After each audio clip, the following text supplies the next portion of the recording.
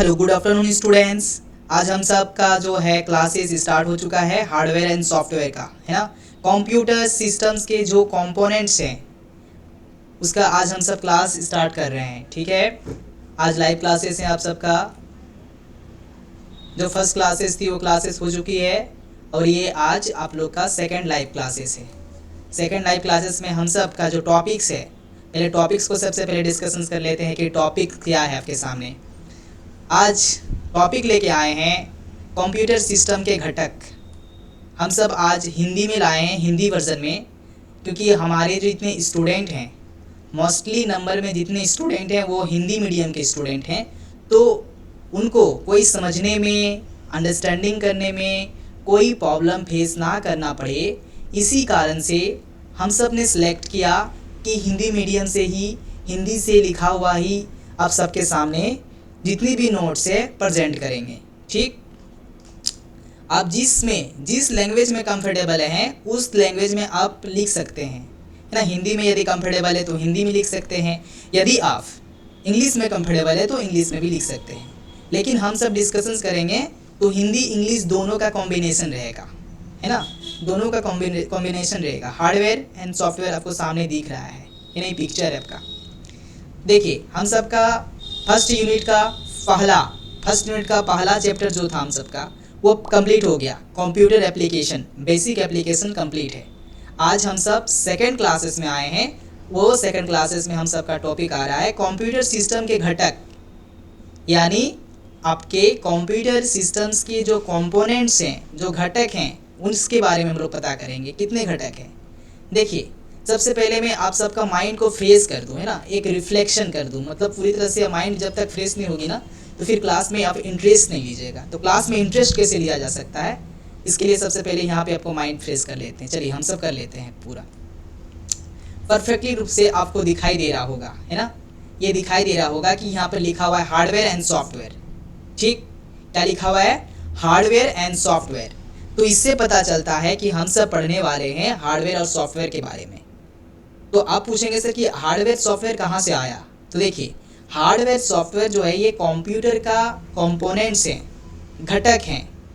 यानी कंप्यूटर जो है, जितने भी कंप्यूटर हैं वो बना हुआ है, तो वो हार्डवेयर एंड सॉफ्टवेयर के कॉम्बिनेशन से पूरी तरह से क्रिएट हुआ है। हार्डवेयर एंड सॉफ्टवेयर के कॉम्बिनेशन से ये क्रिएट हुआ है। तो कंप्यूटर सिस्टम्स के घटक में दो घटक आती है ना। कंप्यूटर सिस्टम के घटक में से दो घटक आती है कंपोनेंट्स यानी घटक, घटक यानी कंपोनेंट्स। तो दोनों को डिस्ट्रीब्यूट किया गया है, बांटा गया है, जिसमें हार्डवेयर एंड सॉफ्टवेयर दोनों आता है आपका, कि हार्डवेयर क्या है और सॉफ्टवेयर क्या है, ठीक। देखिए हार्डवेयर में पहले ही जब हम सिलेबस एनालिसिस कर रहे थे तो उस टाइम मैंने डिस्कशंस किया था कि हार्डवेयर यानी जिसे हम टच कर सकते हैं, फिजिकली इसे छू सकते हैं, टच कर सकते हैं। जिस तरह से यहाँ पे दिया हुआ है माउस, मॉनिटर, है ना, ये आपका मेजरमेंट करने वाला कोई इंस्ट्रूमेंट है, साथ हार्ड डिस्क है, स्पीकर है, कीबोर्ड है, प्रिंटर है ना, ईयरफोन बड्स है। तो ये सब आपका हार्डवेयर में आ जाएगा, ठीक। सॉफ्टवेयर की बात किया जाए तो सॉफ्टवेयर में आपका गूगल है, ये एक सॉफ्टवेयर है। माइक्रोसॉफ्ट क्या है? आपका एक सॉफ्टवेयर है। जो क्रोम चलाते हैं इट इज़ अ सॉफ्टवेयर, ये भी एक प्रकार का ओपेरा है ना, ये भी क्या है? सॉफ्टवेयर, ठीक। इसके बाद वर्ड देखते हैं, वर्ड प्रोसेसिंग वाली जितनी भी एप्लीकेशन है वो सॉफ्टवेयर में आ जाएगी आपका। ये भी आपका सॉफ्टवेयर है, ये भी आपका सॉफ्टवेयर है, मतलब ये सॉफ्टवेयर है। तो सॉफ्टवेयर का एग्जाम्पल क्या हो सकता है, डेफिनेशन क्या हो सकता है, ठीक। सॉफ्टवेयर यानी फिजिकली जिसे हम टच नहीं कर सकते हैं, छू नहीं सकते हैं। आपके फ़ोन, आपके मोबाइल फ़ोन में ये एप्लीकेशन होगी लेकिन आप उसे टच नहीं कर पाते हैं, तो इट इज़ अ सॉफ्टवेयर। यानी माइंड क्लियर हो चुका है, हम सब का जो माइंड है पूरी तरह से क्लियर हो चुका है, जानने के लिए कैपेबल हो चुका है कि हम कंप्यूटर सिस्टम्स के कंपोनेंट्स में दो चीज़ को पढ़ेंगे, दो चीज़ का एनालिसिस करेंगे, हार्डवेयर एंड सॉफ्टवेयर, क्योंकि यही है कंपोनेंट्स कंप्यूटर का। कंप्यूटर का जो कंपोनेंट्स बना हुआ है हार्डवेयर एंड सॉफ्टवेयर के दोनों कॉम्बिनेशन के साथ बना हुआ है। ये तो क्लियर हो गया। बस आपका आगे जो है नेक्स्ट थ्योरी दिया हुआ है, बस थ्योरी को हम लोग पढ़ेंगे और एक सिस्टमेटिक वे से सबको पूरी तरह से समझने का ट्राई करेंगे। एक कंप्यूटर सिस्टम में कई घटक होते हैं, कई घटक हो सकते हैं, कई कंपोनेंट्स हो सकते हैं जो एक साथ मिलकर काम करते हैं, है ना। इन घटकों को मोटे तौर पर दो मुख्य श्रेणियों में वर्गीकृत किया जा सकता है। यानी कंप्यूटर सिस्टम में मुख्यतः कई घटक हो सकते हैं और एक साथ मिलकर काम करते हैं। कई घटक हो सकता है और एक साथ मिलकर पूरी तरह से एक दूसरे के साथ कॉम्बिनेशन करके कंप्यूटर्स को रनिंग करता है। इन घटकों को मोटे तौर पर हम लोग दो भागों में डिस्ट्रीब्यूट करते हैं, है ना। दो मेन श्रेणियों में उसे वर्गीकृत करते हैं। वर्गीकृत करना मतलब बांटना, डिस्ट्रीब्यूट करना, ठीक। तो एक हार्डवेयर एंड सॉफ्टवेयर दिख रहा है आपका, यह हार्डवेयर एंड सॉफ्टवेयर है। ये दोनों क्या है, कंप्यूटर के कंपोनेंट्स हैं, है ना।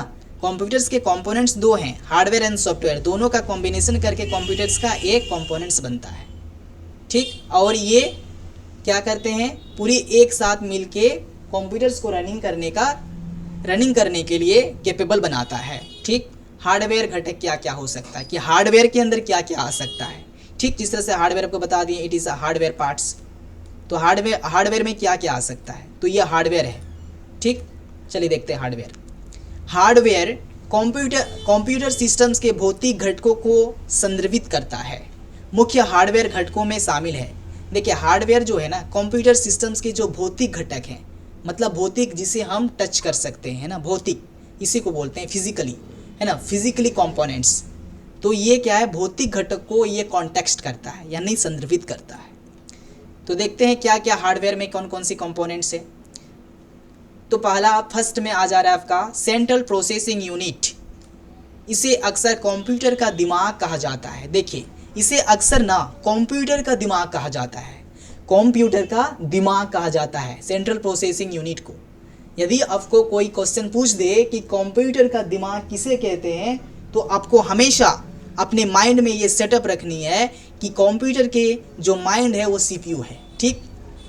सीपीयू में सभी प्रोसेसिंग और गणना होता है, मतलब सीपीयू में जितनी प्रोसेसिंग या कैलकुलेशन होता है तो इस सीपीयू में ही होता है।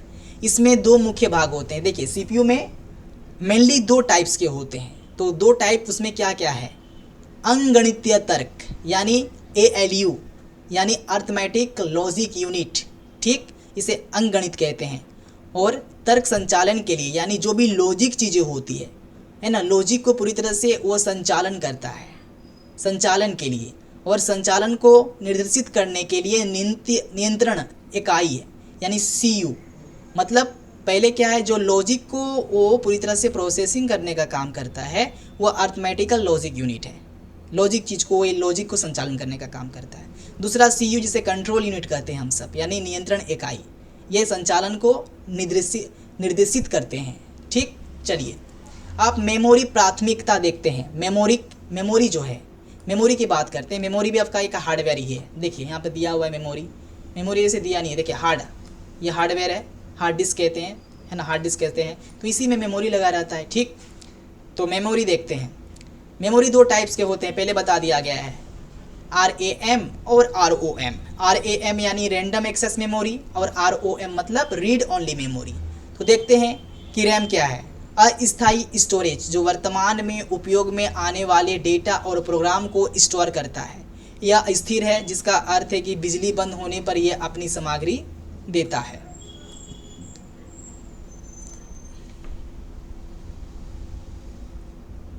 यानी अस्थायी स्टोरेज है, यानी ये जो है आप कोई भी प्रोग्राम्स को रनिंग कर रहे हैं जिस टाइम में, उस टाइम में यदि आपका कंप्यूटर, आपका मोबाइल फ़ोन हो, यदि अचानक स्विच ऑफ हो जाए, अचानक आपके कंप्यूटर बंद हो जाए, तो जो बना रहे थे, जो डेटा रेडी कर रहे थे कंप्यूटर पे, वो आपका मौजूद नहीं रहेगा, अवेलेबल नहीं रहेगी, क्योंकि उसमें पूरी तरह से आउट हो जाती है, यानी अस्थायी है, यानी ये आपके डेटा को कभी स्टोर नहीं कर सकती है, ये परमानेंटली नहीं कर सकती है। हाँ, टेम्पररी टाइम में वो आपके डेटा को रख सकती है।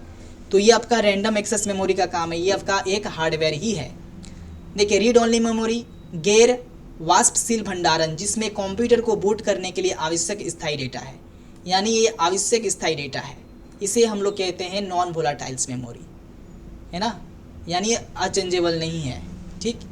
अस्थायी मेमोरी, अस्थायी मतलब ये वोलेटाइल है यानी चेंज हो सकता है, ठीक, ये नॉन वोलेटाइल है। तो ये जो वही परमानेंटली जिसे हम सेव करके रखते हैं, ठीक। भंडारण उपकरण यानी द्वितीयक भंडारण की बात करते हैं, हार्ड डिस्क ड्राइव की बात करते हैं, है ना, सॉलिड स्टेट ड्राइव्स की बात करते हैं। दीर्घकालीन डेटा भंडारण के लिए उपयोग किया जाता है, यानी लॉन्ग टाइम के लिए यदि कुछ डेटा को सेव करनी हो तो हार्ड डिस्क में सेव होता है, दूसरा सॉलिड स्टेट ड्राइव में सेव होता है।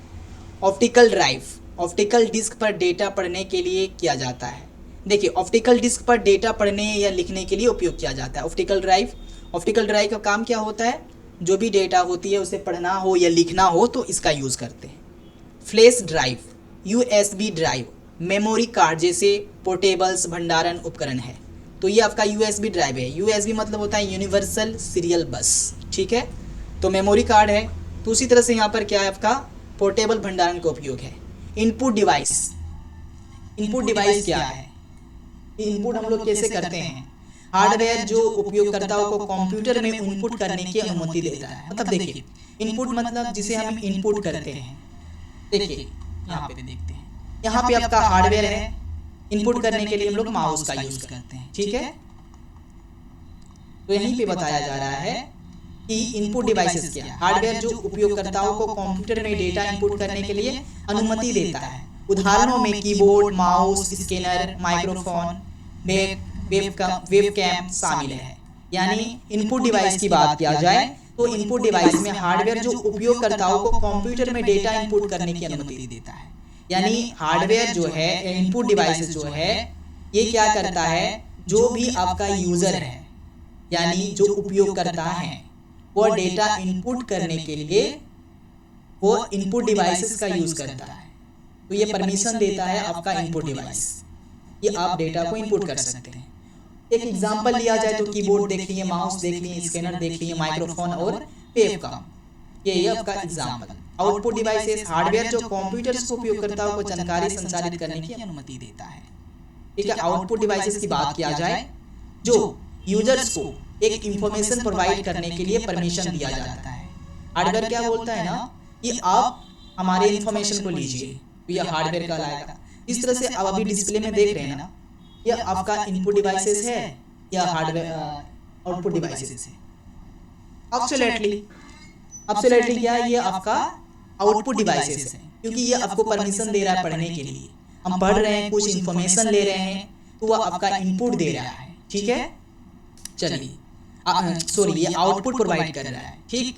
उदाहरणों में देखेंगे तो मॉनिटर है, प्रिंटर है, स्पीकर है, प्रोजेक्टर है, ये सब यहाँ पे आपका इन्वॉल्व रहता है आउटपुट डिवाइसेस में। मदरबोर्ड की बात किया जाए तो देखिए मुख्य सर्किट बोर्ड जिसमें सीपीयू, मेमोरी, अन्य आवश्यक घटक होते हैं, यह परिधीय उपकरणों के लिए कनेक्टर भी प्रदान करते हैं। यानी मदरबोर्ड की बात किया जाए तो मदरबोर्ड में क्या होता है, जितनी भी इम्पोर्टेंट कंपोनेंट्स लगी रहती है ना, तो वह मदरबोर्ड में ही आपका शामिल होता है, वहीं पे रहता है, सब स्टेबल रहता है। इस तरह से उसमें मेमोरी की बात किया जाए तो मेमोरी वहीं पे रहती है ना, और कुछ इंपॉर्टेंट जितने भी कंपोनेंट्स हैं वहीं पे रहता है, हार्ड डिस्क जितने भी रहते हैं, है ना। यह परिधीय उपकरणों के लिए कनेक्टर भी प्रदान करता है, और जितने भी उपकरण होती है और सभी को ये कनेक्ट करने का काम करती है, ठीक। पावर सप्लाई यूनिट यानी PSU, power supply unit, PSU का फुल फॉर्म क्या होता है, पावर सप्लाई यूनिट, है ना। आउटलेट से विद्युत शक्ति को कंप्यूटर के लिए उपयोगी में परिवर्तित कर देता है। हम लोग जब क्लास स्टार्ट किए थे तो हम सबको पता ही होगा कि जो हम लोग करंट आता है वो अल्टरनेटिव करंट आता है या डायरेक्ट करंट आता है, बताइए पहले। एसी को डीसी में चेंज करता है या डीसी को एसी में चेंज करता है।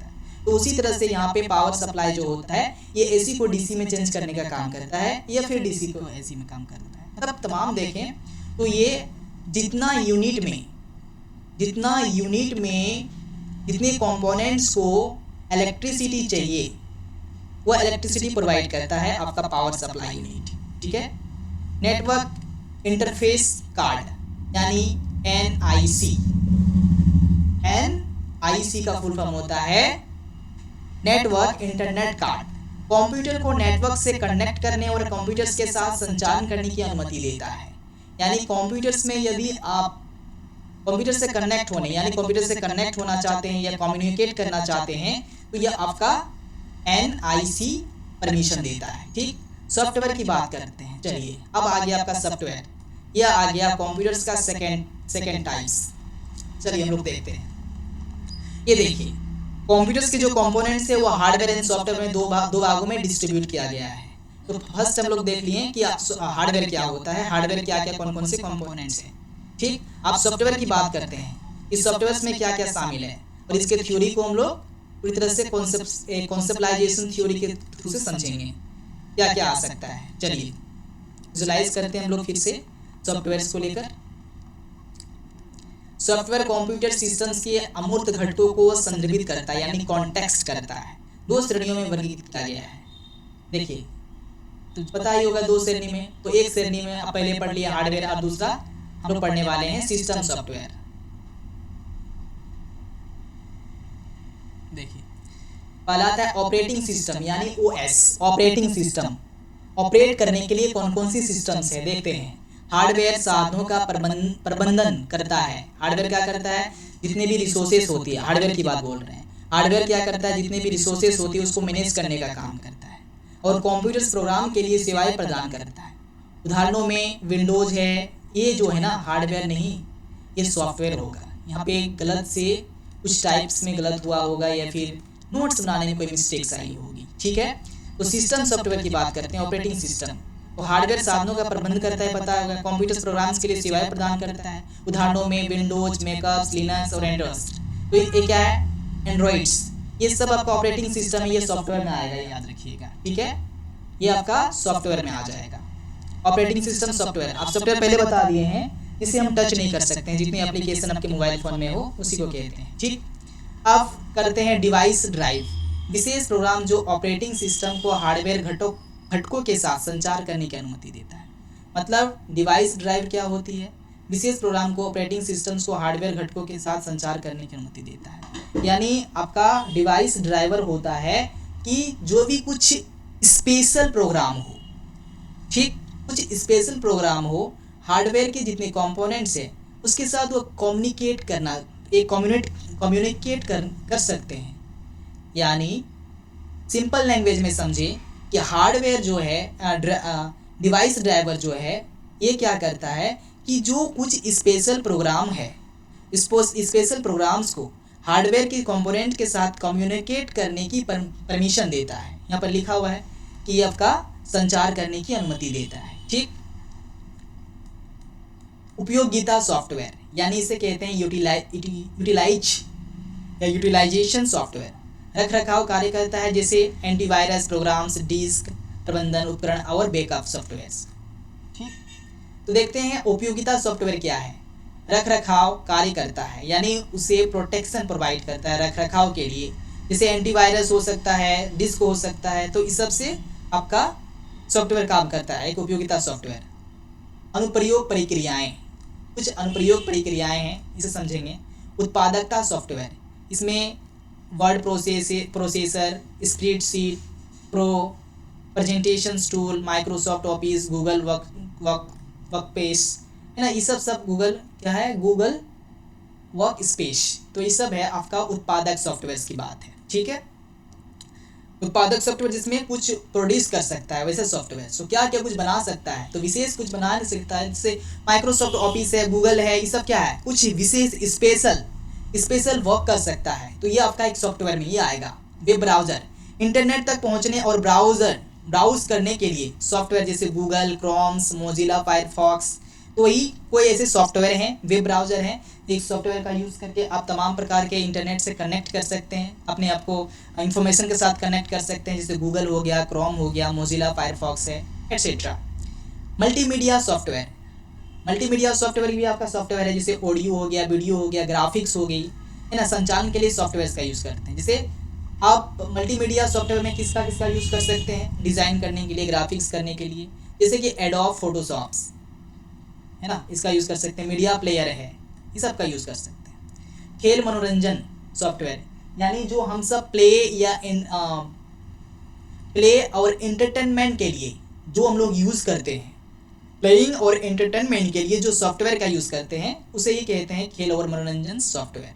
अवकाश और मनोरंजन के उद्देश्य से बनाया गया सॉफ्टवेयर, यानी आपको इंटरटेनमेंट प्रोवाइड करने के लिए ऐसे सॉफ्टवेयर्स भी बनाई गई है जिसका यूज़ करके आप अपने माइंड को रिलैक्स कर सकते हैं, है ना, रिफ्रेशमेंट ले सकते हैं। तो ऐसे आपको एक रेस्ट मिलता है।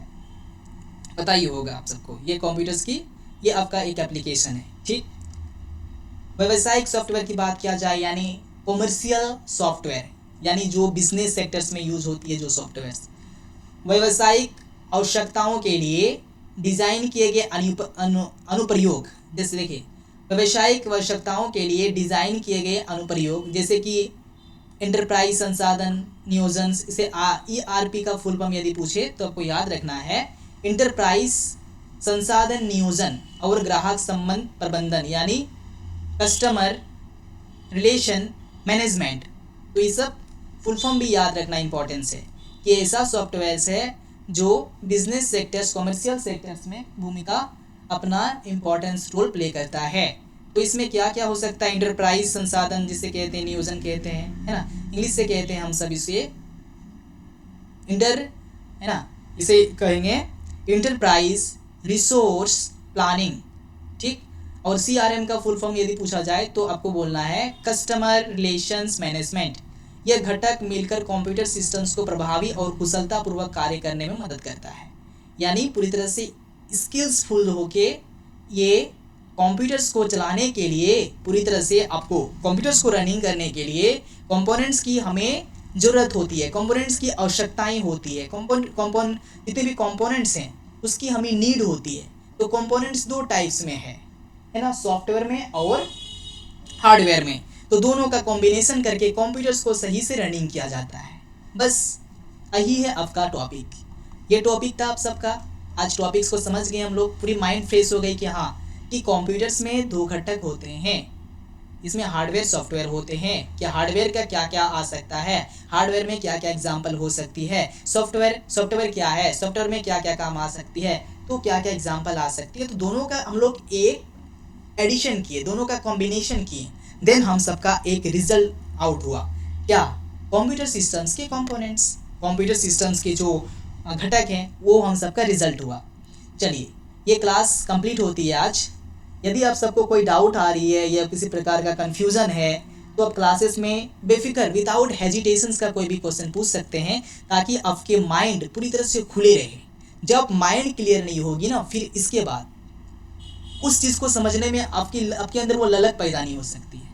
तो एक जिज्ञासा, एक ललक पैदा करनी है, अपने अंदर एक जुनून जगाना है, तो फिर आपके अंदर वो क्वेश्चंस क्रिएट होनी चाहिए जो आपके अंदर हैं, एक्चुअल में जो आपके अंदर है वो क्वेश्चन को आप जागृत करें, क्वेश्चन पूछें, इसके बाद अपने इस फील्ड को और अपने नॉलेज को बढ़ाएं। ठीक, जितना हो सके आप सब इसको नोट्स करके क्लासेस में व्हाट्सएप में सेंड कीजिएगा, ताकि मैं चेक कर पाऊँ, आपको रिजल्ट दे पाऊँ। ठीक, चलिए, आपकी क्लासेस कंप्लीट होती है आज। Thank you.